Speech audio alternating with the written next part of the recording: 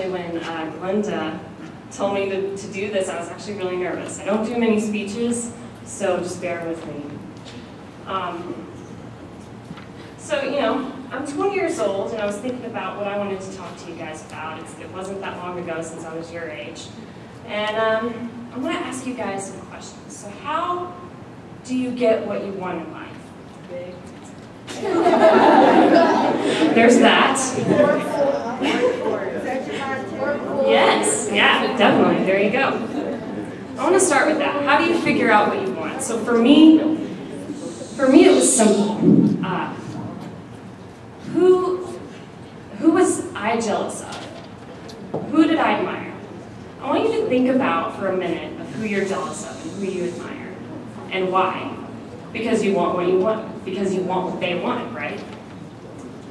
Well, for me, I was jealous of all the country music stars in Nashville. So, you know, like Taylor Swift, Carrie Underwood, Miranda Lambert, all of them. Because they had what I wanted. They had a career. So next, how do you get there? What did I want and what was I willing to do to get there? Well, I wanted to be a country music singer. So I started reading books about Reba McEntire, Dolly Parton, and Miranda Lambert, and I watched documentaries on them. So that brings us to the hard work. So I had to do a lot of hard work to get where I am. Moving to Nashville was a big leap for me, and it was it was scary. So I worked very, very hard. And I feel like it's important that you have to love what you do. If you don't love what you do, then you're just going to be miserable. And you don't want that, right? So, but that's not to say that some things might be hard for you. I remember I was in this group called the Cactus Kids, and we would perform all around Lubbock. And we had to dance.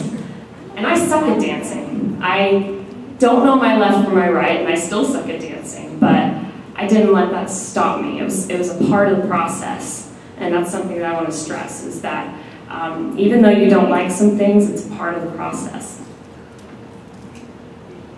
So that brings me to the biggest chance that I took, and that was moving to Nashville. And I was really, really worried about moving to Nashville because I had just graduated from high school, graduated from Monterey, and I was worried because, you know, I sucked at school. I sucked at math, and I didn't like it. All I wanted to do was be a singer. So I was really nervous about moving to Nashville because I wasn't sure if I was going to even get into college. And luckily, Nashville has like 17 colleges. So I thought, okay, maybe I have a chance. If I don't get into one of the 17 colleges, then I might have a problem. So I ended up getting into a college, and luckily they didn't look at my math skills. Not to say that you shouldn't work hard at school, because you should, but for me they looked more at my talent. So I got in there, and I tried out for their music department at Nazarene University. That was the college I went to. And I got in, so I was feeling really confident, you know, moving to Nashville and all that type of stuff. And then I realized, you know, I had sang cover songs all my life. I'd never written songs by myself. And moving to Nashville, you weren't really a real artist unless you wrote your own songs. So that was something that I had to learn. So I didn't really know how I was going to do that. How was I going to write my own songs? So luckily I had met a hit songwriter there. And he taught me a lot about songwriting. And that's something I want to stress to you guys. Ask for help. Do not be afraid to raise your hand and ask for help, because I think that's really important. So he taught me a lot about songwriting, and then I realized that everyone in Nashville, they were playing guitar, and they were writing their own songs.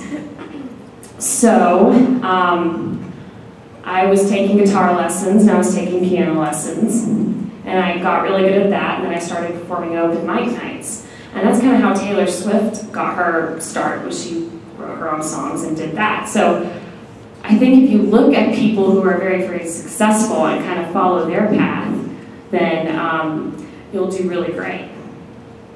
So another must, I think, is networking, and that's meeting people. So, you know, whatever you want to be in life, if you want to be a doctor, you know, whatever, I think if you look a doctor, and you go up and talk to them, and you ask how they became successful, they can give you tips on how they became successful.